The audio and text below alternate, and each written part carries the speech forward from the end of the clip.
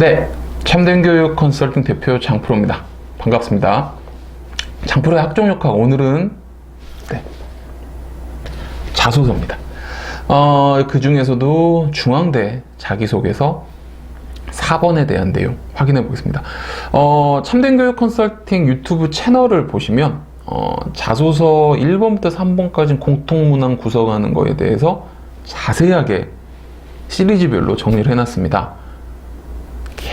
지금까지 많은 선배들이 도움을 받았기 때문에 그거 꼭 보시고 1번과 3번 정리해 보시고요. 그런 다음 중앙대를 쓰고자 하는 친구들은 이쪽 영상을 보시면 되겠습니다. 자, 중앙대 자소서 4번입니다. 우선은 문항 보도록 하겠습니다. 해당 모집 단위에 지원하게 된 동기와 지원하기 위해 노력한 과정을 구체적으로 기술해 주시기 바랍니다. 글자 수 1500자리입니다. 1500 하면 자소서에서 굉장히 많은 글자 수로 치부가 되고 있죠.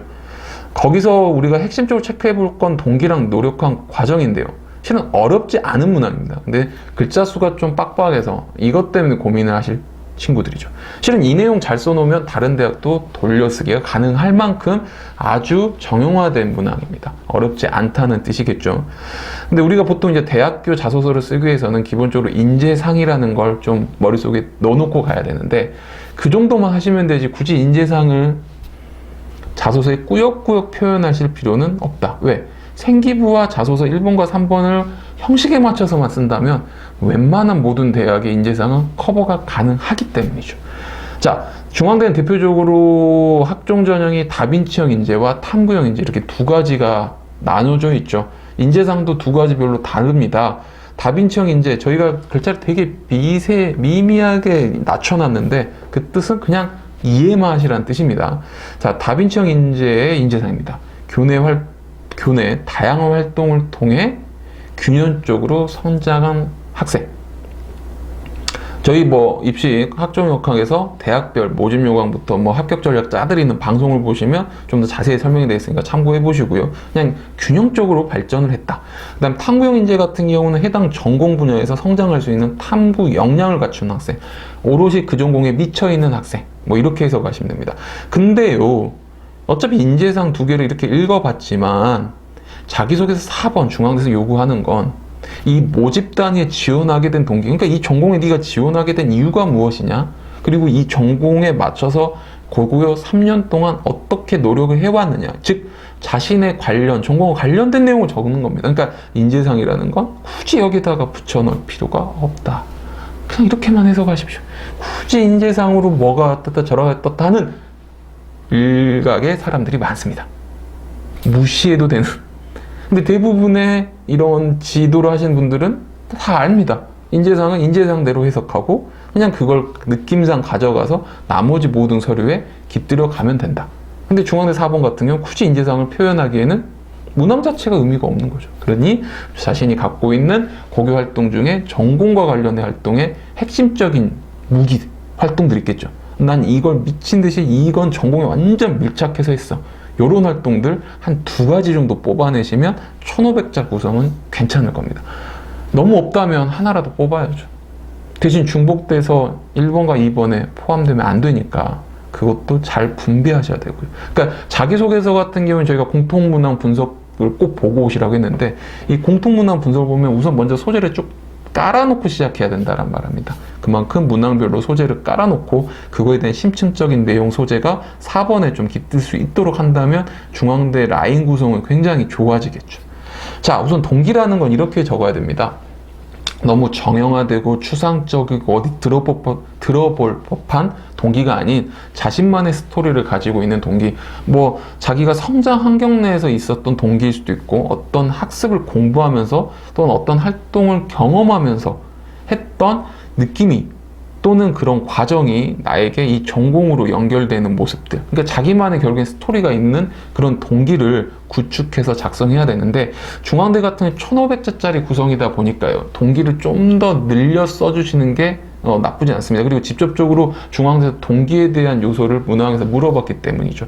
한 300자에서 적어도 400자, 많게는 400자 때까지, 그러니까 500자 거의 육박할 겁니다. 요 정도로 구성해 주시면 우선 1500자 구성하는 비율상 적합하고 잘 뽑힌 느낌이 듭니다. 그리고 이제 노력한 과정을 어떻게 가느냐인데, 그 동기에서 뽑혀 있으면서 흐름을 탔을 때 내가 관련된 전공 활동들을 했겠죠. 그걸 한 2가지 정도 뽑아주면 충분히 남은 천자 초반대 글은 구성하기 쉽고요. 만약에 없다면, 너무 없다면 하나만 가지고 구체적으로 기술을 해주셔야겠죠. 어차피 구체적 기술을 원하고자 한 게 중앙대 내용이기도 하고요. 말 문항 자체에서 구체적 기술을 원했기 때문이죠. 또한 이 1500자 구성하면서 마무리를 질 대부분 친구들이 노력한 과정 쓰고 끝내버리는 경우가 있는데요. 그러시지 마시고 노력한 과정 딱 마무리 하에 나머지 뒷부분을 좀 남겨놓으시고요. 거기서 노력 과정 안에서 뽑혀 있을 때 미래에 대한 포부, 내가 대학에 와서 대학을 졸업한 후에 어떤 간단한 나의 계획, 미래적 포부나 계획을 좀 추가시킨다면 글자 수 구성 1500자가 굉장히 타이트하게 떨어질 겁니다. 심지어 글자 수가 넘어가서 그걸 줄여야 되는 상황이 오게 되죠. 그러니까 동기, 노력한 과정, 전공과 관련된 활동입니다. 그와 맞춰서 내 미래에 대한 포부, 그리고 계획까지 추가한다면 1500자 정말 많지 않습니다. 충분히 타이트하고 임팩트 줘서 쓸 수 있다는 뜻이죠. 그러니까 다른 대학에 썼던 이런 동기나 노력한 과정, 또 미래에 대한 계획까지 썼던 이런 문항을 다시 한번 잘 정리해서 구체적으로 늘려 써주는 것도 필요하고요. 아니면 중앙대를 목표로 하는 친구들이라면 1500자가 대표적인 문항이라 중앙대 내용 먼저 구성해서 나머지 1000자짜리 4번 문항으로 압축 정리해 나가는 것도 요령입니다. 여러분 아시겠죠? 그러니까 충분히 어렵지 않은 문항이니까 동기, 자기만의 스토리 뽑고, 노력한 과정은 전공 관련된 활동 한 2가지 뽑혀서 구체적으로 왜 했는지 기승전결을 맞춰서 공통문항 저희 특강 보면 똑같이 구성하는 방식과 쓰는 방식이 있는데 그거 그대로 끄집고 와서 쓰시면 됩니다. 그리고 미래에 대한 포부와 계획까지 추가를 시켜준다면 글자 수 완벽하게 세팅될 수 있으니까 어렵지 않다는 뜻이죠. 네, 중앙대 충분히 잘 쓸 수 있습니다. 어렵지 않습니다. 네, 자소서나 학교 선택을 하는데 수시 6장 구성이 맞는지 여부 이런 것들에 대한 도움이 필요한 친구들이 별도로 있을 겁니다. 그런 친구들 포털 사이트 참된교육 컨설팅 검색하셔서 공식 홈페이지 나와 있으니까 한번 확인해 보시고 문의 주시고요. 오늘 장프의 학종역학은 중앙대 자기소개서 4번 확인해 봤습니다. 어렵지 않죠? 충분히 하실 수 있습니다. 자소서 구성 마지막까지 잘 하셔야죠. 특히 중앙대 올해는 면접이 없습니다. 서류랑 자소서 추천서만 있죠. 그러니까 그만큼 자소서에 대한 퀄리티, 내용의 질, 그 다음에 안에 있는 활동에 대한 역량들 표현 잘 하셔야 될 것 같습니다. 여러분 합격 진심으로 기원하겠습니다. 지금까지 장프로였습니다. 감사합니다.